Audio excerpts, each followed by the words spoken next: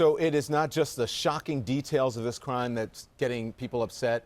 For conservative radio hosts, for some of them, they say there's an elephant in the room that the mainstream media aren't talking about, and that's race. What's missing in this story? And they do it every time. Do it every time. Every time. So you almost are guaranteed that if the race isn't mentioned in a story like this, it's because they're black. Boy, they're being drawn to this reluctantly. They really don't want to get anywhere near this. And the reason they don't is because this is black on white crime. And that doesn't happen in the mainstream media world that they portray. In the mainstream media world that they present us each and every day, black on white crime doesn't happen. They have a point that Trayvon Martin, race became an issue in this, but this didn't. Do they have a point? No, they don't have a point. First of all, the media coverage on this has been probably more intense than it was on Trayvon right after it happened. It took months for the Trayvon Martin controversy to come to the national media, and it only came to the national media because he wasn't arrested. Because there was no arrest, because there was so much dysfunction in the process. Here, the alleged killers have been arrested. They've been charged. If this has happened with Trayvon, we wouldn't even know who Trayvon was. Is that? But many will say that is making an excuse because race is a third rail in this country. And anyone who is, if you're talking about it, if it had been 3 white guys, yeah, and he had done that to a black guy, immediately the media would have jumped to race. Ben Ferguson, go ahead. Yeah, well, not only that, but you would have had Jesse Jackson, Al Sharpton, and many other leaders out there that would be doing exactly what they did with Trayvon Martin. And in this case, it's a white kid that's profiled. We now know from some of the tweets from one of the guys that had the gun that he said, white people disgust me.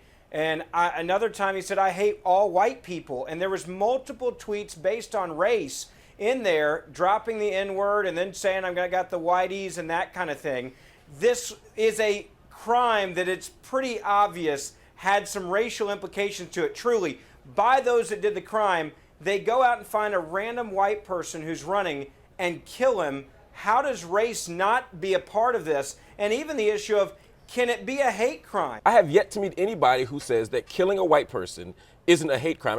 I have not met anyone who has said that this wasn't driven by race. They said we're going to kill a white person. That is by race. If that is in fact the case, it's a race crime, it's a hate crime. That's not the issue. The issue here is if there's a double standard or not. And there is not a double standard. And there is. I white think people, there is. Hold on, Ben. White. And here's the difference. How, Ben?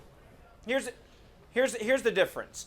When you have something like Trayvon Martin that comes out, and you have marches, and you have pastors, and you have people that are going out there, and all they're doing is beating on race, race, race, and then the same exact thing happens. And Okay, let's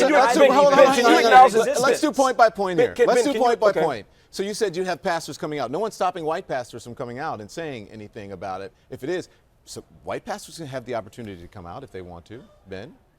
And who would cover that? And more importantly, they would say they're out of touch and, well, they're racist because they're coming out having some white march. If we had white pastors coming out. Because of the double standard. James Edwards, the youngest of the 3, tweeted this, that he and his friends were ready to take some lives. Back in April, he posted 90% of white people are nasty. He posted rap videos and talked about being a gangster. What does this say about the culture and the kind of people or person he might be? In conjunction with the acts that he allegedly committed, they say a lot.